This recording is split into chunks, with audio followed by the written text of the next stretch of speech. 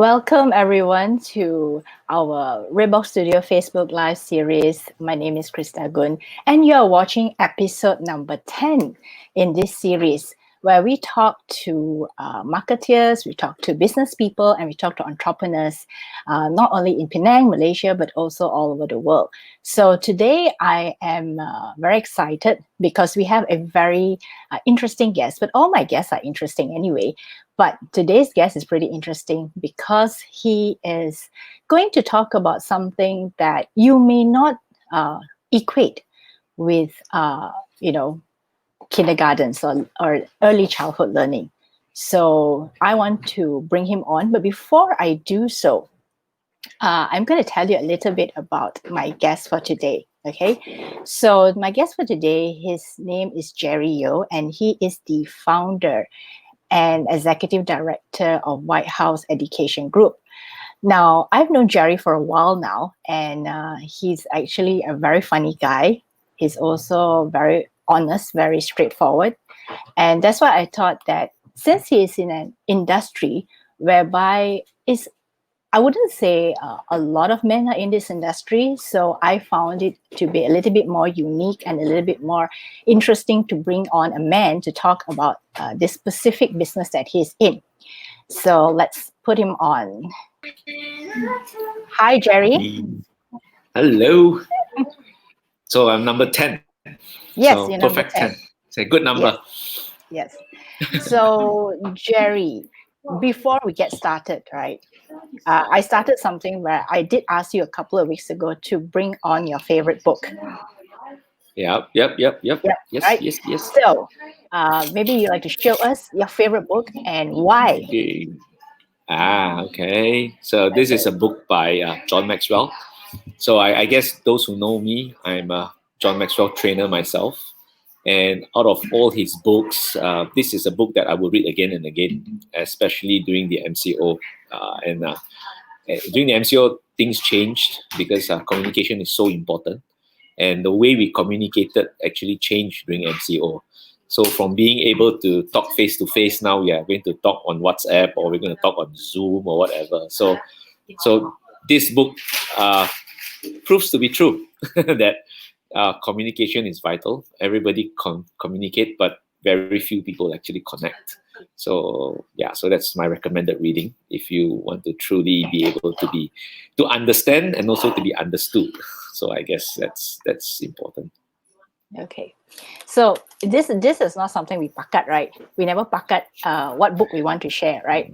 I didn't even know. I was not paid to pakat anyway.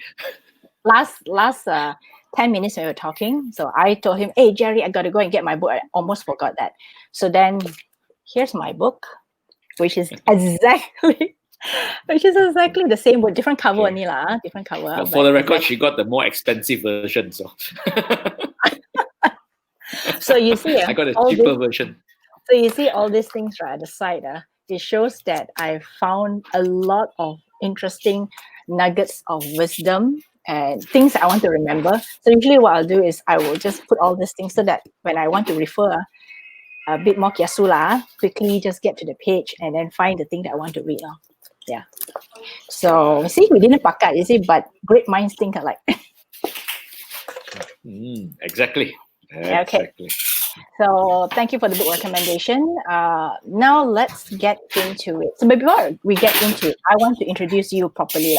So at least our audience knows who you are and what you do. Okay. So who is Jery? So as I mentioned, Jery is the founder and executive director of the Whytehouse Education Group. He is also a USM graduate in sociology and anthropology. And why I say that is because I myself am from USM, University of Science Malaysia, Penang. And he started his journey into the field of education by chance some 11 years ago. So one day, he was invited by an NGO called the National Association of Early Childhood Care and Education Malaysia to go on a trip to China with a group of educators. The trip was an eye-opener for Jery as he saw how advanced the teaching practices, education, philosophy, methodology, and resources that were in China. So although back then he wasn't an educator, he saw that the early childhood learning could be enjoyable, and he was convinced that he could do something positive for children in their formative years. And that was how he had the idea to start his first Whytehouse School in 2009, which was in Sungai Ara, Penang. He now runs 4 of these learning, do you call them learning centers? Do you call them schools, or what do you call them, Jery? We call them early years education centers. Okay, early because years that's education. ruling to it. So that's a caveat law to Okay. it. So. Okay, across Penang. So you have in Bukit Mertajam, Sungai Ara, Tech Dome Komtar, and Bukit Jambul. So today, the Whytehouse Education Group focuses on 3 major areas of education. That is early childhood education, academy, and global classroom. So now we'll be going into that a little bit later with Jery, because I myself am quite interested in what all these different areas are, and I'm sure he'll be more than happy to explain what each and every one of these is. He's also, and why he actually picked up and showed us that book that both of us actually enjoyed, is because he is a certified John Maxwell coach and trainer and speaker, focusing on leadership, entrepreneurship, communication, early childhood management and programs, and parenting development. He is also an active member of the board of directors of the Penang Public Library Corporation and STEM advisory panel of Tech Dome Penang. So for those who don't know what STEM is, it's science, technology, engineering, and mathematics. Yeah, so he's basically a very, very big science and maths guy. And also, here's a little something. Here's a little secret also. Not secret lah, but because I didn't find out earlier, so now it was a secret to me. So Jery is a new father. So he told me he has many kids in the learning centers, right? But he became a father to a cute little baby boy named Joel. So the reason, yes, finally, because I never asked how many kids you have. I know you have like many kids in the learning center lah. So anyway, the reason I wanted to speak to Jery is this. It's not very often that you get a man in what we normally perceive as a predominantly women's domain, running a early childhood education business. So when we talk about this kind of business, we equate it mostly with women owners. So Jery is an exception, and I wanted to hear a male perspective on the business of education, how he markets his business, and what he intends to do in the coming years, especially now with so many different things that are coming, challenges, pandemic, how children are learning. So welcome to the Facebook Live series, Jery. Thank you. Well, you have done your homework well, huh? Luckily, I have no bad records. So I'm not out. I like to Google up the people Dangerous. that are I'm talking to. So let's get started with this. What's the man doing in an area that's mostly associated with women, and why are you in this business? I know you believe in it very strongly, but what was that point in time? It was by chance. That time I was, like what you say, I was on board with Nassim to China about 10 years ago, and then wow, at that time we were the tiger of Asia. So we always think that Penang Lang will lead everything lah. We are good in everything we do. So basically, when I went there, I saw my jaw nearly drop. That wow, even China is doing much more different. And in the long run, it's going to be much better than any country that I've ever seen. So when we came back, we said, look, we need to do something with this industry. That's where we come up with the ideas of creating our own school. And it was not an easy task, to be honest. When we started 11 years ago, we have only 3 students. And it was pretty tough for the first few years. We were very expensive, and nobody know us. So, for example, we would need to talk 2 hours to a parent, and then just to explain what we do, and then they will tell you, "I'm going to talk to my husband and get back to you," which usually they don't basically. So, and now the tide has changed. People know well what we're doing now. So the time of inquiries and explanation is much less. People know what you are. So it was an interesting journey for 11 years. Very interesting. When you first started, right, you had a different idea for the way children learn, right? Based on what you saw and what you were excited about. How would you call this? With this differentiation, like how different are you from other um, learning centers? Okay. Look, you see, when it comes to earliest education, right, Mm, there is mm, no right or no wrong. So mm, it depends on what you want to do. So you could mm, be very academic, you could be mm, non-academic, you could play. There are so many school of thoughts. There's Montessori, there are, John, other school of thoughts that are in the market. mm, But the only thing that it's different is that the growth of the child and how you want the growth of the child to be. So we mm, wanted to have a very balanced growth where the child mm, will actually learn academically and also mm. they have a chance to be children. That means they can play. Yeah. So the whole idea was to have a very balanced so that they can actually go into our famous, or I would say notorious, Chinese school education. So Mm, basically they need to survive standard one. so so that was the idea behind what we're doing called creative learning. But of course, like what I say, it's nothing spectacular because the school of thoughts are always there. But the challenge is actually to put it together, and the challenge is actually to make it work. So mm, we were lucky enough to actually make it work. A lot of people have brilliant ideas, but to actually make it work, it takes a lot of perseverance, it takes a lot of belief, and it takes a lot of teamwork. That people buy your idea, and they work towards it for years and years to create that desired environment or results for the children.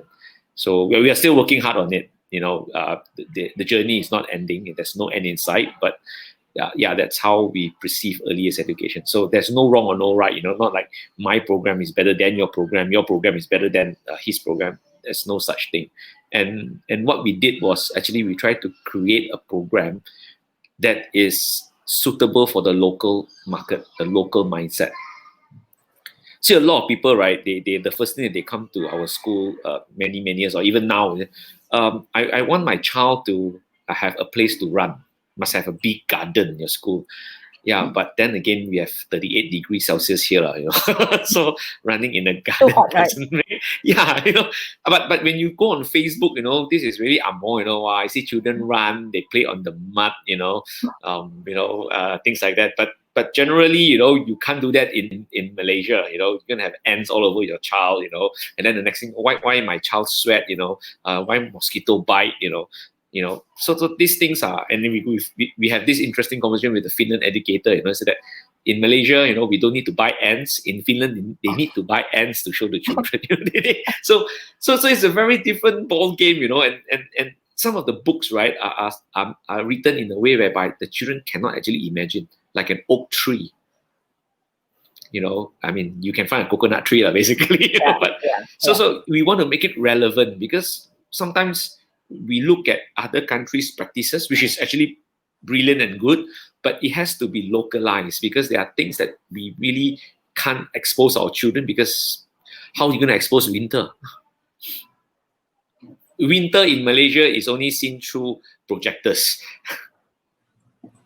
right? And films. But yeah, so basically, so that is why we create our own program because we want it to be a locally adaptive program so that it makes sense for the children, but at the same time we have our concern that they have to be ready academically for Chinese school, and they must also be ready for international school if they need to. So if you go to international school, if you're too academic, then you're going to be very boring because they've got a lot of hands-on activities. They need to do a lot of presentations, a lot of storytelling, stuff like that. So we try to balance it out, and of course we are still trying to it's an ongoing process, and things keep changing. So that's the reason why we publish our own books, we publish our own programs, we our own thing. So that's the gist behind why we do what we do. Okay, so it means there's a lot more hands-on activities, a lot more, how should I say, creative Yeah. time Yeah. for the kids, right?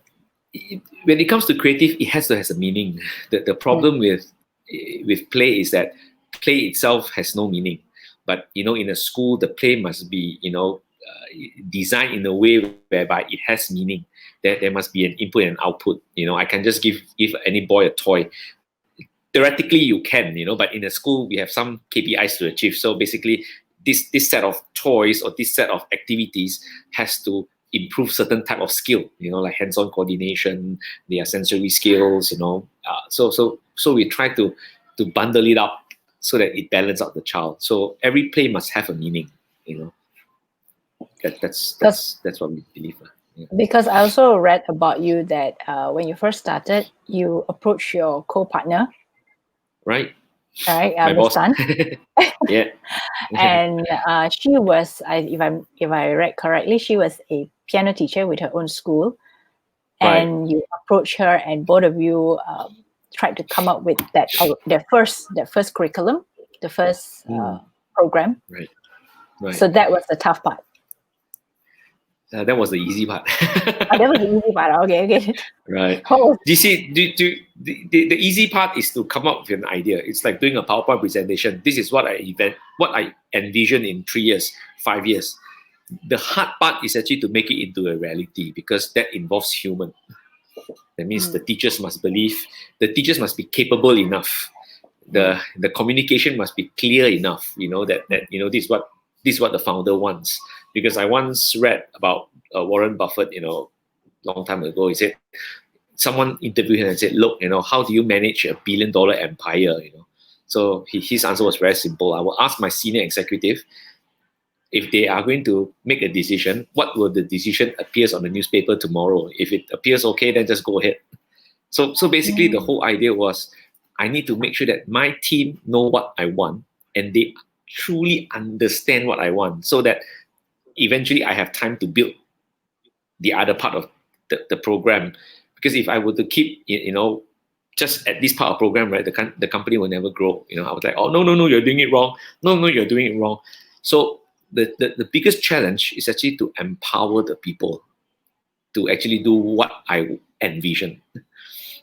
And it takes both parties. So sometimes I have to also say I have to, kowtow, say that, hey, no, boss, this doesn't work. Then true enough, it doesn't work, because sometimes I have a crazy idea, but then it doesn't work. It doesn't work. So it's a two-way thing, So sometimes I'm right, sometimes I'm wrong. Okay. And So that's the hard then part. the other that probably is what we all face, all right? Sometimes we want something, but it doesn't get to where we want to go. Right. So the other thing I wanted to ask you is that in the early years, you said you had the program and you wanted to market it. So what was the marketing like in the early years? Because yours was a little different from what was commonly out there in the market, right? How did you get that first, how do you tell people, even though of course people came to talk to you and all that, but way before that, how do you put the word out and how do you get people, parents interested? Facebook help, definitely. Okay. We are very particular of our content and how we present our content to the general public. For example, will be that if you see there's only one Facebook page for Whytehouse, there's no other and even though you see our Facebook page, there's no advertisement. Nobody can tag us, nobody can put a Ray-Ban advertisement on our Facebook. Our Facebook is very focused from day one. It's all about the children. I take years to build it. So if you go through my Facebook, you don't see advertisements. You don't see I divert my message. Every day the message is the same. What we're doing for the children, what are we going to do for the children, what are the children doing in school. It's always the same message for the last 11 years. We do not change the message because a lot of people, right, they use the social media in a way where I feel that it's a bit odd, today I read something about John Maxwell, so I'm going to post that on my Facebook. And then tomorrow I see something interesting, so I'm going to share this on my Facebook. So eventually become a rojak lah. Basically, you have a bit of everything. Oh, today got 3 cases of Penang. Okay, of COVID-19. So I'm going to share that too on my Facebook. So when people visit your Facebook, because you cannot predetermine the time who actually visit your Facebook. So you might actually, they might be saying, what is this crazy people doing? They're putting in unnecessary stuff. So everything was actually pre-planned, packaged in a way so that we don't run out from our ideals. So that was one of the strategy that we actually use. Another strategy is actually because we are nobody 10 years ago. So I don't know whether you know Cantonese. Cantonese got Zaiwan. So we try to work with other people who are better than us. So that we actually build our name, along the way, because we cannot do it alone. So and that's the reason why now we are giving back. So when the Tech Dome asks for things, so we give back, because last time it was the people that actually help us to grow. So people will come and say, "Hey, Jery, we're gonna have this. Do you want to join us?" I will say, "Yeah, sure," without thinking. And one thing good about the strategy was we were so into the building of the brand and building of the business. We are not looking at profit at every single moment. So sometimes we forego profit just to make a point. We support breastfeeding, and all this stuff. So and most people won't do it because it's going to cost you money. So we actually feel that, hey, this is worth doing. It's for the children. That's fine. Let's just do it. So this is how we grow in terms of in the gist. Of course, it's more complicated than that, but in 2 minutes, I guess. So it means that in the early years you did a lot of collaborations. You did collaborations. I mean, partner up with people. Yeah. As well as very focused on using collaboration that makes sense. Not correction. Collaboration that doesn't. Yeah. Collaboration that makes sense. Not any simple collaboration. We are quite picky in what we do. So it must be with children. It must be early years. We don't simply do cycling event for that matter. Just so it means you're very, very strategic with who you wanted to partner up with or do things with, and very focused on what you want to focus on your own social media page. Yeah. So that was the strategy that got you started. So one of the things that I if I remember you saying correctly when I talked to you, or when we were having a conversation some time ago, you were saying that your rates are premium, and I do believe that you told me that too, right? Your rates are premium, much higher than the rest of it. And how was this also intentional from the early years, or something that was gradually over the years? Hello. Yes. Can you repeat that, because the line is quite bad? Yeah, okay. Can you hear me? So because I remember when you were saying that the line are good, huh? So early years when you were talking about your rates, you were saying that your rates were pretty premium. Was it something that was from the very beginning, or was it something that you gradually worked towards? No, it's from the beginning. It was from day one. Okay. And it get more expensive. So because of the value they're providing. Is it because of the value that we believe that we are worth? No, it's because of our self-worth. We believe we are worth that much. So so so you, in a way, was it also tied back to how you convince parents also? So can you hear me? Yeah, I can hear you. Actually, I can hear you on this side. Very, very good. Maybe the internet on your... Convince parents? Yeah. Yeah, now okay? Yeah. How do I convince parents? We don't. Okay, good question. Good answer. We don't convince parents. We just do the right thing every day. We really don't care. We usually don't care. We just do what is right for the children, and we do it well. And so my thoughts with my staff or my teachers is always that you do it well, you charge what you need to be charged, and that's it. So if they don't see value in you, fine. It's not meant to be. So okay. Yeah. So I like that. Yeah, I give you a very interesting perspective. For the last 10 years, we got no open day. Okay. We don't do open days. Yes. No Oh, open days. No. okay. There was no At all. open days. Yeah, none. It doesn't exist in Whytehouse. Okay. Then, So then how there's do they no, know?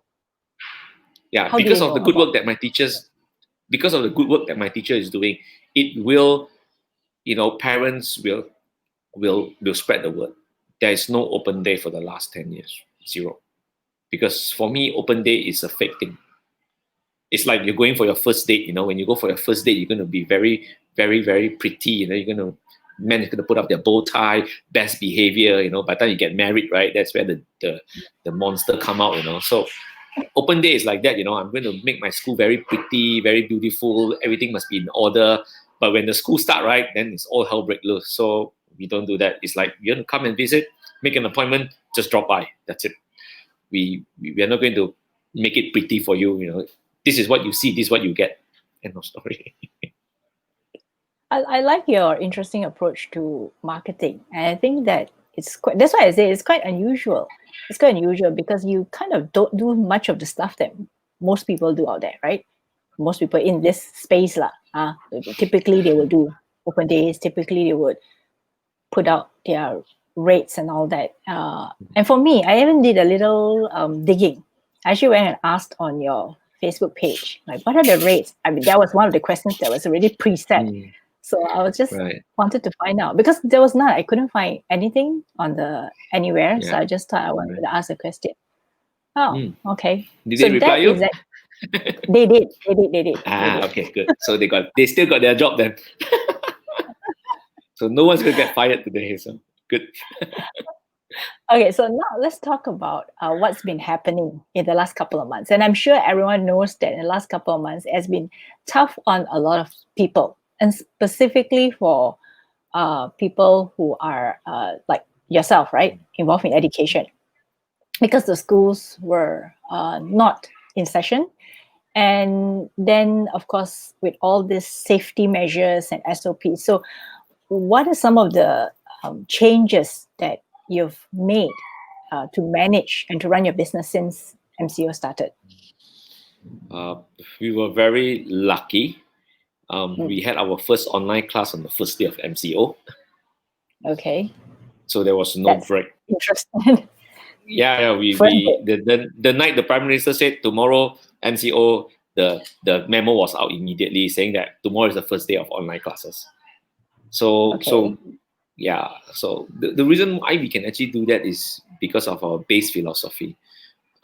Because we are very much into quality teaching, and like what I say, communication is something. So one of the interesting facts, there is no TV in my school. There is no smart board in my school. We don't use multimedia teaching because at this age they need real interaction. So the transition from online to to virtual classroom was basically no transition. It was just, instead of coming to school, they're doing it at home, because the teachers are always being asked to communicate with the children in every day. And that is why we spend so much money on development and teachers program and salaries and wages, because MCO was a good time for us.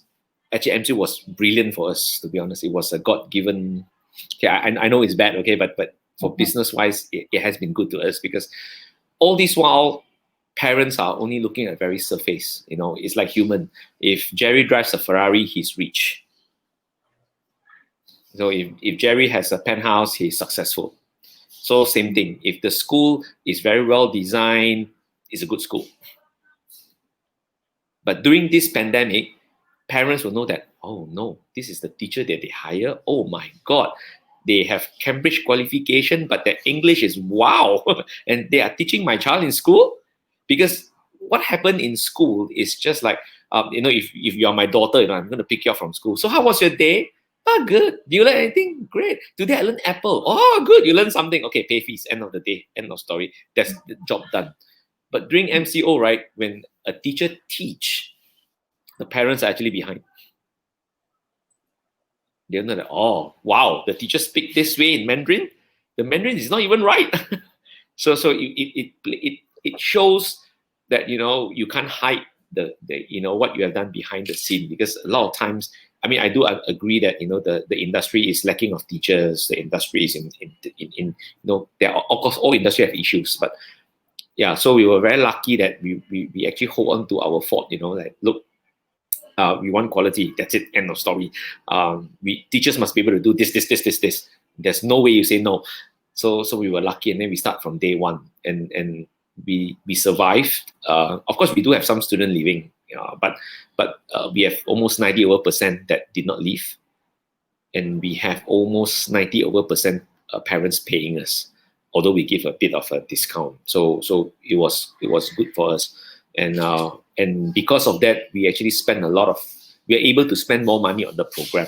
So we actually got storytellers from overseas. We got all over the world, people come in and support the global classroom, and we pay, because at the pandemic everybody needs some income, right? So actually we pay every storyteller, and say, look, you need to be paid, but you can give us a discount if you want, but we will pay you, and we keep doing that. So we were lucky that to be able to use that kind of capital, the money, and although we make a lot less than we used to, but we still manage the finance well. So we were quite lucky in that sense during the MCO. So and because of that, but of course during MCO we also give scholarships basically. So we have some parents who are not doing very well. I mean, especially those in the hotel line, or if they own a restaurant, or they are doing construction. So we actually give scholarship. I would say bursary. We actually waive their fee, and some of them we told them that, look, your children continue to study, no worry about it.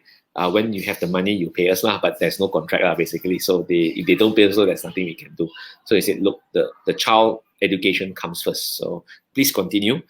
And of course, during the pandemic, we also have issues of those who are staying with Akong Ama, who cannot use computer. So we also have to have a set of teachers who are ready to teach Akong Ama how to use Zoom.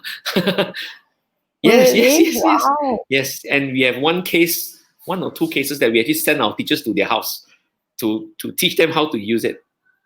Really tell them, and then we have we have one person every time on the phone getting ready. We call it a mobile one. It's our hotline.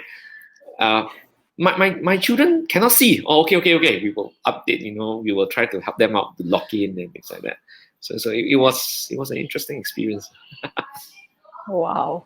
To the extent that you had to actually have to teach the adults how to get it all set up for the kids. Yeah, some people don't know how to do it, and they really have no idea. And there are some who have not enough devices at home because daddy and mommy is using the laptop for work from home. Yeah. So there was a few cases that we actually borrowed them devices with iPads in school, that we said, you can come and collect the iPads if you want. Oh, okay. I mean, that is actually going the extra mile. We cannot do it for everyone, but we were lucky enough that most parents will have enough. So there's only, not many. But of course, there are some schools that will have this issue as a big issue. But we were thankful that ours are not big. It's more of like, a handful that we can handle. Honestly, if there are too many also, I can't handle it, to be honest. But we are just lucky, very lucky. The other thing that I remember when I talked to you, talking about some kits, right? You're doing some kits or something like that. Some preparation kits or something, some learning kits. Yeah. What was that for? Was it for this time or for future? Okay, there are kits has been going on in our, we have been working with Tech Dome on the science kits for children. All this while we publish our own books and things like that. But during the MCO, we that's the reason we start early, because there was a few phases of MCO that we anticipated. So the first phase of MCO was to get the children used to online. That is very important, so that they are able to sit down, they're able to listen to instruction, they're able to know how to unmute and unmute themselves. And the second phase was actually to have real education, because one of the main concern that we have during MCO is that the time is moving, and a lot of parents were very naive, to be honest, and I was very worked out that time. They put on Facebook, saying that forget about online education. MCO is the time for you to spend time with your children, baking, spend time with your children cooking. So my answer was, without MCO, you don't do that, is it? right? It doesn't make sense. It like what? I mean, they're just trying to tell themselves, like to calm me down. Yeah, it's time to. I think, hello, you have a child at home. You need to spend time with them anyway. Why only you cook during MCO? I was baffled. Why only you color with your son during MCO? Beyond MCO, you don't color with your son, is it? So what happened was, our worry was that the time is ticking. So, and we know for a fact, based on what happened in China, it's not going to be for 2 weeks. It's not going to be for 4 weeks. It's going to be for months, at the very least, 2 to 3 months. So the biggest question that we had was, what's going to happen to the child when they come back after 6 months? Especially those at 6 years old, they're going to go standard 1, they're not equipped at all, You're just going to throw them into the hell, just, okay, bye-bye. That's it, So we said, oh no, not going to happen. So that's the reason why when we run it, we actually do it on a daily basis, at least 2 to 3 hours a day, to mimic real classroom environment. And after that, after the first month, parents are having problem with getting materials because the materials was only enough for that month. So we actually prepared kits so that they can actually come and collect in school, so that they can actually have the equipment, they can follow their classes back online. So that was what the kits are for. So we actually cut everything, pack it very nicely, put their name on it, so that they can. So one of the things that we actually put in was a mask. So during MCO, we actually get our supplier to actually sew us children masks. We actually custom made for our children. So we actually bought. We actually bought lah. They do it for us in the factory. So we bought it, and then during MCO we put it there. So we tell the parents that, look, even though you're at home, please make sure that your children actually wear the mask. So the whole idea was to get them used to it. So when they come back to real school, they are already ready to wear the mask. So we actually gave masks during MCO, cotton masks, so that actually we gave it to them. So it's part of the kit. Now we pack everything. So that's what the kits are for. That's pretty smart, because if they're not, team. you're not used to it, then they might go to school and they might not want to wear it, or they find it's too hot and stuffy to wear, right? Correct. And you want it to be, so that they can put their name, so they can recognize, because it's going to be the same color. True. So they need to. For kids, it's not like different. They can even forget their underwear. So mask is understandable. I forget, we're dealing with kids, right? Really young children. A lot of things have to think from their perspective, how it looks like to them. Right. And we don't want to mentally destroy them. So now you have other parts of the business also, right? So let's now talk about the part where it's the global. There's something about global. Is it global? The global classroom. The global classroom. Yeah. What is that? Okay. The global classroom was actually designed pre-MCO for teachers training, because the industry has issues. For example, first issue is that there's not enough qualified teachers in the industry. And of course, teachers are not paid well in the industry, definitely. And the third issue is that this industry is very unique. It doesn't mean you have a diploma, then you can teach. True. Having an academic qualification and being able to handle a 3-year-old child is a separate entity and separate issue. You could have a PhD for all I care in early years, okay? And you cannot handle a 3-year-old. Trust me, you cannot. So what we wanted to do was more of a professional development, whereby the teachers that comes in will have long-term training, and we're trying to use technology. So we actually created an app, so that the teachers can actually go into the app and press, okay, now I'm going to teach semester 1, K2, week 1. So then there's a video, so that you can say, okay, these are things that you can actually do during the first week. These are the songs that you can sing during the first week. These are the stories that you can actually tell the first week. These are the suggested materials for the first week. So for those teachers who are not that accustomed to teaching, they can use it as a resource. So that was what the global classroom was for. So we actually, we have been working on it. And come MCO, no choice. So we actually changed the global classroom to be used for children to learn online. So that was a very quick transition. We actually decided in 24 hours that we have to turn this global classroom into for the children. That's the reason why we put in Zoom and everything. So the global classroom was supposed to be an app for teachers development, but during the MCO we turned it into a children classroom basically. That was the Wow. So that was a 24-hour transition or a turnaround. turnaround. Yeah, my teachers was Turnaround. panicking the first week. It was not easy, but it was not hard Okay. because they've been doing it all this while. We have been trying to use technology. So, but of course, it's just a different audience. Now it's the children. So it's a very different audience. But that fits directly into what you do. You're a big STEM fan, right? Like In a you way, like yes. encourage people use technology. That is why I also thought that when I looked at some of your stuff on your Facebook page, I thought it was very innovative, because what you did was you actually did a walkthrough of your centers Yeah. using video rather than Yeah. get people come and crowd around. So I thought that was good, because at least people could see, but of course not go in physically, but at least see what it's all about. Yeah, it So was more some of of a the business survival mode. tell me, okay, before we actually got onto this Facebook Live, we were talking in the back end about how men and women run businesses differently, right? So that is where your perspective as a man comes in. So when you started the business, what do you envision it to be? Something that, a legacy for myself, something I do for the children. Something that, will outlive me, basically. That was the whole idea. Something that will outlive me, and it will be continued on, basically. Okay.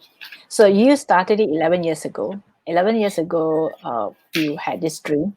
And now 11 years later, what have you learned from that? I mean, I definitely you're cannot still in it. You're still in it. Definitely you still have the I passion and the energy for it, I cannot do it right? alone.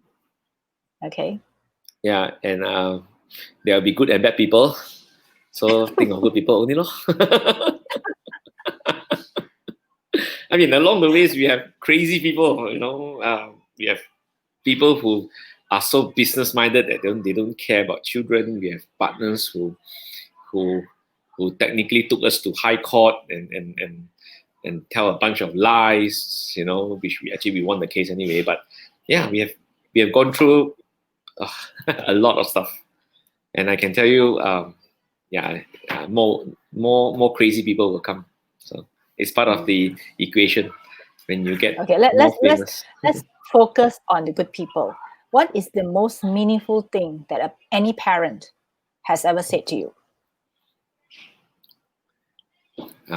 Said okay. I'm sure Usually there are they don't plenty talk to lah, but me. maybe one or two. Uh, Or, okay, maybe feedback that you heard. what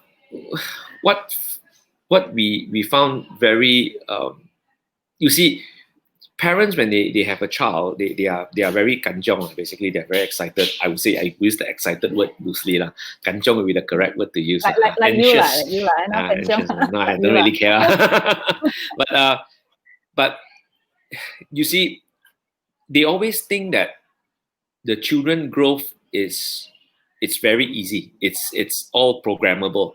It's I'm going to buy parts to it, and I'm going to pay money, and that's it. But they don't understand that it's actually a process, and the process involves teachers, involves students, involves the parent. So what makes us very proud is when parents come and tell us that, look, I went to another school, the feeling is different. Like what I say, every kindergarten teach the same thing. It's ABC 1 2 3. There's no other thing you can teach at this age. Either I teach you ABC 1 2 3. Even the sight words are the same. Grammar are the same.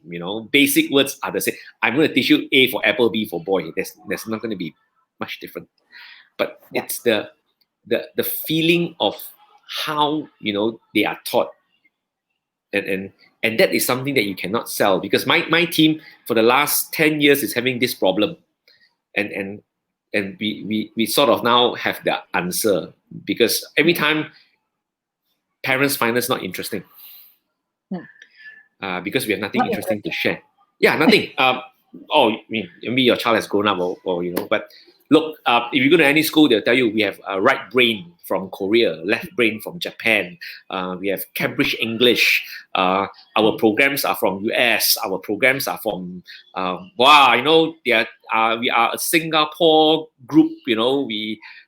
Singapore program. We come out. What you have? I don't know. We teach ABC 1, 2, 3. Without our own program. There is nothing spectacular that will, like wow, we are like a normal XC70 lah. We are not a Ferrari lah, basically. But actually, that is exactly the point, because we are focused on something that you cannot see, which is the experience. That is something that you cannot see immediately. Parents or human today like to see immediate stuff. I pay 1 ringgit, I get 150. Mean I get something, I win. But when it comes to early years, right, you can only see the result after 3 years. And after 3 years, parents don't actually really remember you. When your child are able to sit down and concentrate. There is a lot of work behind it that you don't see.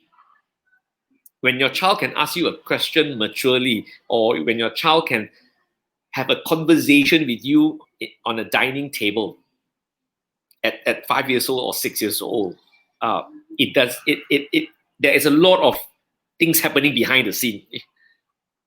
You need, and these are things that you cannot put on paper. You cannot put on a brochure. I cannot put on paper. You come to Whytehouse at 6 years old, your child will be able to communicate with you effectively. I'm using the John Maxwell program, so you're going to pay 4,000. You're going to pay 4,000 ringgit for it, because it's a branded program. This is what everybody is doing. It's a branded program. I'm going to step on people's toes, like Cambridge English, and everybody's going crazy. But Cambridge English is just an examination board. Anybody also can take the exam. But when your kindergarten put a Cambridge sign outside, wow, it's prestigious, Wow, walang uka, Cambridge English, don't play, that kind of, but then again, it's not. But you see, but this is how people want to see it, you see. But Whytehouse, we don't have all this. We don't have something that we can shout about, It's like, wow, or not, this program is from South Korea, We have Japanese right brain, Wow, you learn it, your son can become like Japanese engineer, We don't have, but because we are more focused on the day-to-day teaching of the child. Like an example I can give you is, if you come to my school, you ever come to my school, you're always welcome. But if you ever drop by, you will see at 3 years old, the toys are on the level of the child. That means it's on the level of the child. That means the child can actually take the toy and throw it away. But that is very significant. A lot of schools, when you go to, I would say a lot of schools, some schools, they will go and say, oh, these are very expensive equipment. We have to put out of the reach of the children for the safety. Then what is the point?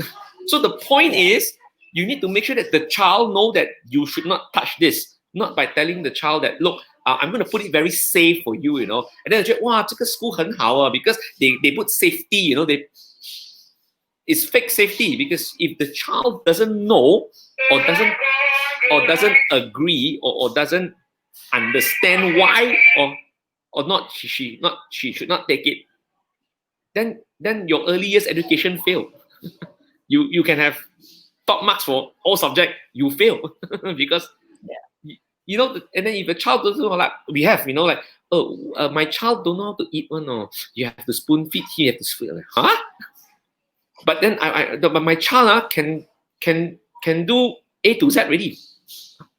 What's the point of A to Z when your child can't even open it? So these are things that we cannot sell. But that's why we are what we are, because we really focus on things that to build the child holistically. That means you need to line up, you need to keep your things, you need to be able to, and another interesting fact, there is no moral class in Whytehouse. No moral, no leadership. There's no leadership It's not. course in Whytehouse. Because you cannot teach leadership, you can only practice it. You cannot teach moral value. I mean, what do you expect us to do? I believe there are some using, I think, Taiwanese moral book. What are you going to teach? 2 times a week, 30 minutes, going to class. When I go into class, you all must stand up and say good morning. Okay, practice. Standing up and say good morning must happen every day. It's not only in moral class. When you say thank you, it's every day. You cannot. These are things that you cannot teach. You can only practice. I think you get my point, because That's why we shouldn't have Pendidikan moral in school, right? Yeah, you learn moral. If you don't practice it, what is the point? Yeah. I mean, So you get A for moral. So what? But that So doesn't mean that's you why. practice it.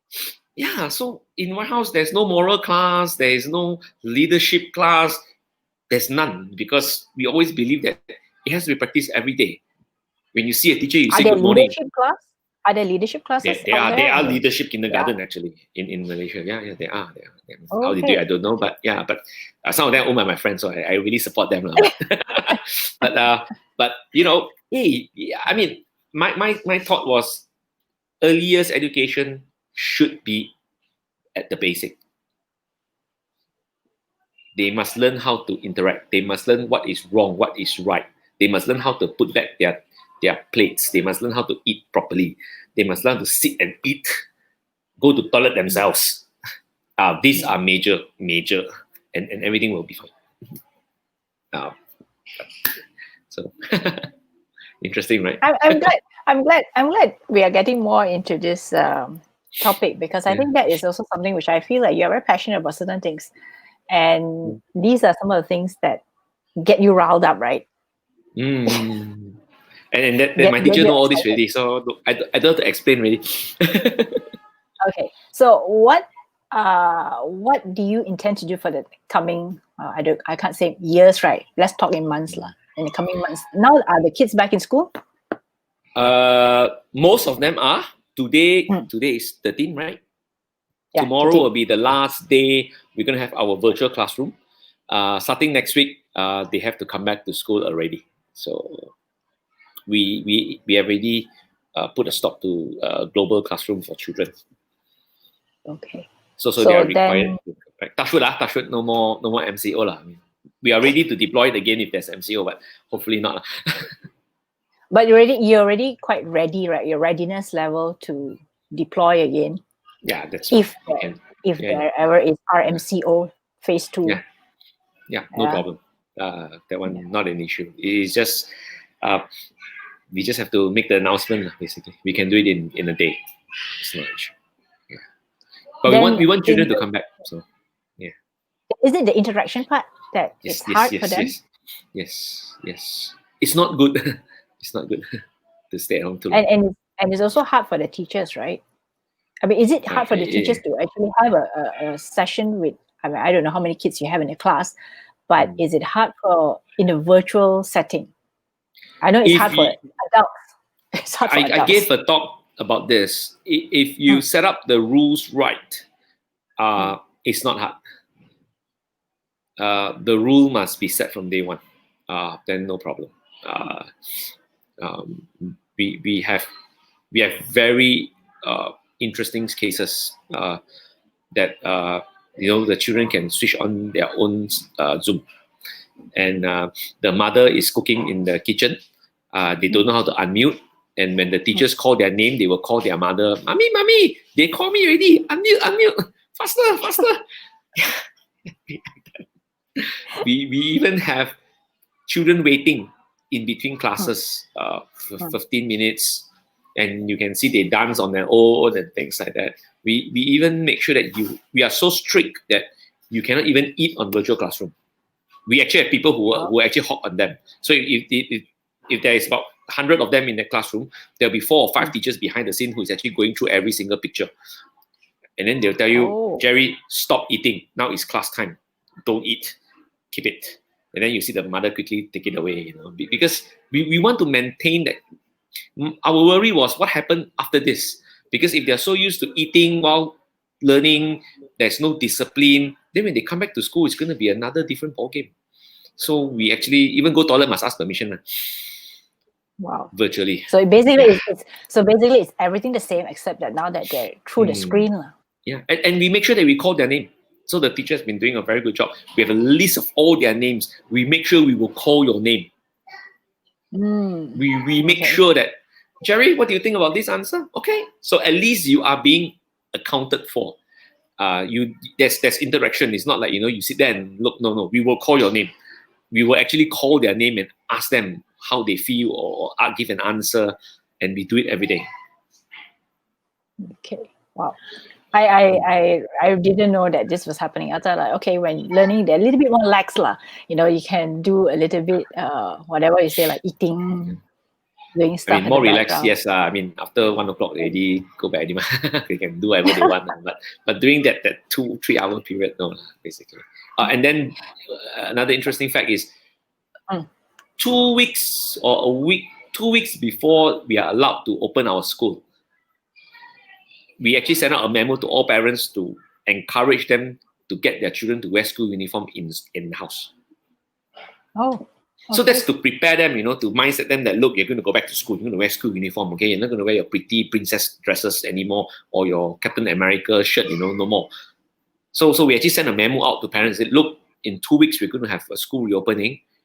We would strongly recommend and suggest that you let your children wear school uniform during the virtual classroom. That is to mindset them that, look, school is going to start again. Get used to it.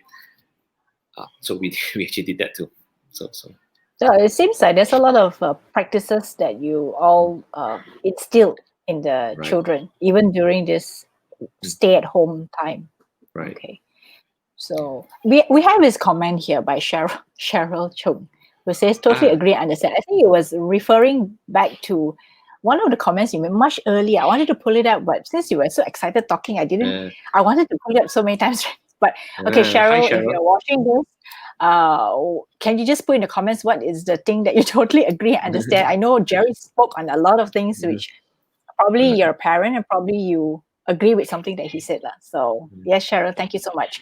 So the other thing is, okay, we've come almost to the end of our session. I want to see, one of the things I want to ask you is, what is the one key takeaway that you want parents to understand, or even generally the public to understand? I wanted to ask you further on any myths that you want to debunk about learning and children, but I think that one would set you up on another tangent. I think you will have. I will get too high on it. What is the one key thing that you want people to remember as a result of listening to you now, or even when doing the replay of this session? Okay. Earliest is very important. It's like when you go to a hospital when you're sick, you want the best doctors. You want to I want the best doctor. I'm not gonna. The thing is, do you ask your doctor to give you a discount because your life depends on it? No. So for me, it's please, teachers are not only saving your child's life; they're actually building your child's future. So I hope my parents really respect teachers, but during this MCO, it's a bit disheartening, that some teachers are not being paid or asked to. I know some of them are not doing their job. I do agree. Some of them are not professional enough. All industry is the same. You not all doctors are professional anyway. There'll be one or two bad hats. Basically, but the early years educators is so important because they shape the future of your child. It's like your health, and I hope, that, the teachers will take this seriously, because what they do today, in Cantonese, some soi ting pa sap, what they do at 3 years old will determine the 80 years when the person is 80 years old. So it's like you're going to a doctor or whatever. So I hope that, both parents and teachers will play a role in trying to give the best to our children, because if you want teachers to be professional, then I think in the long run they have more development. They need to be more professional, and of course they they need to be well paid, because we need to attract this kind of talents.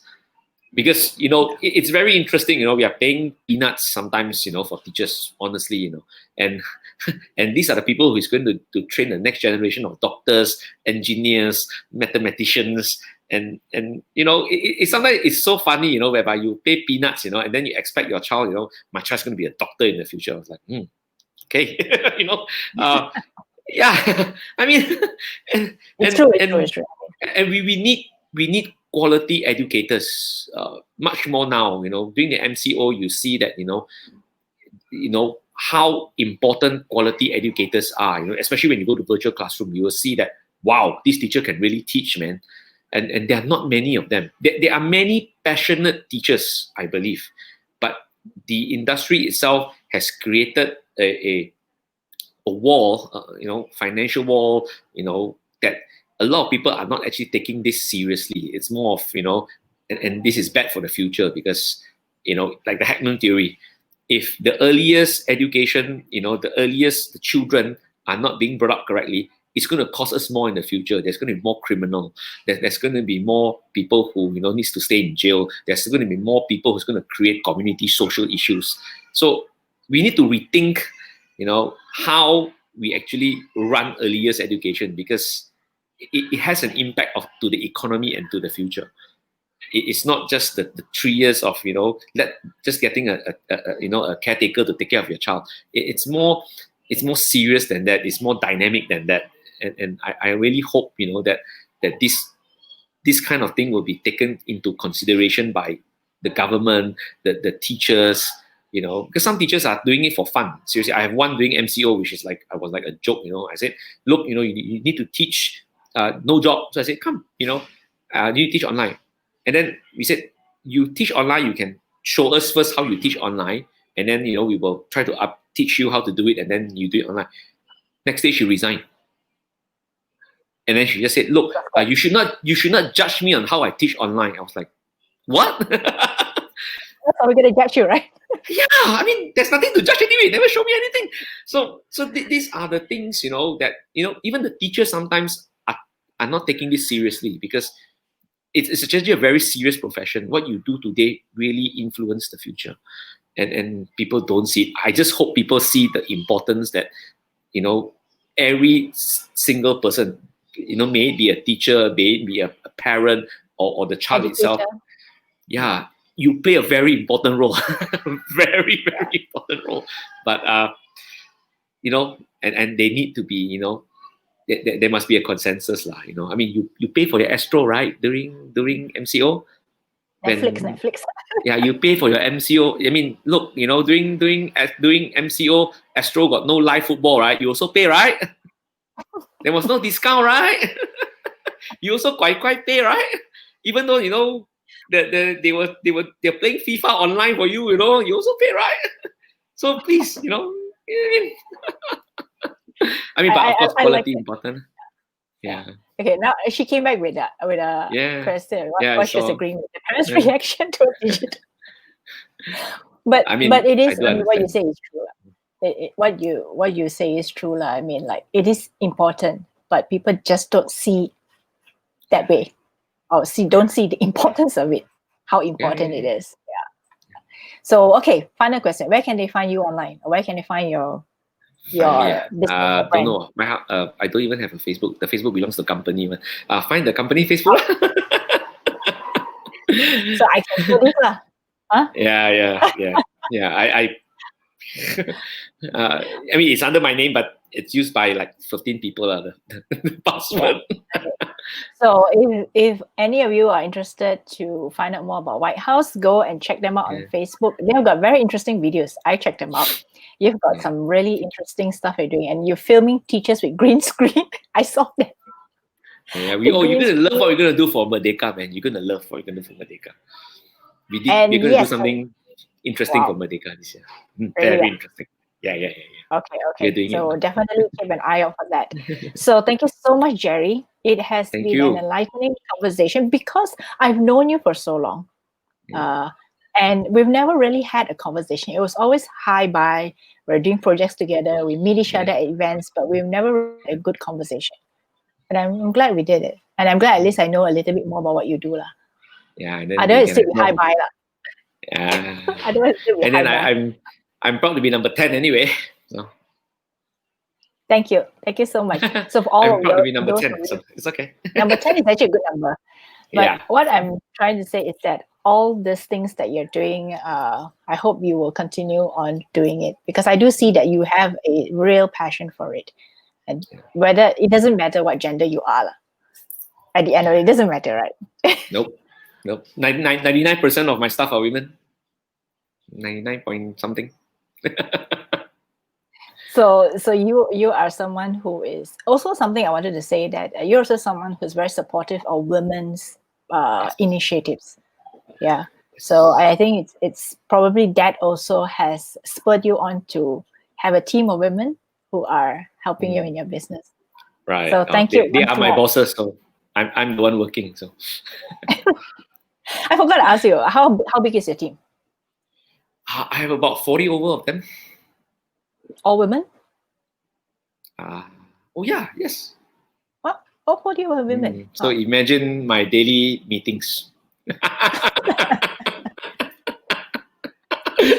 right? They hold you accountable.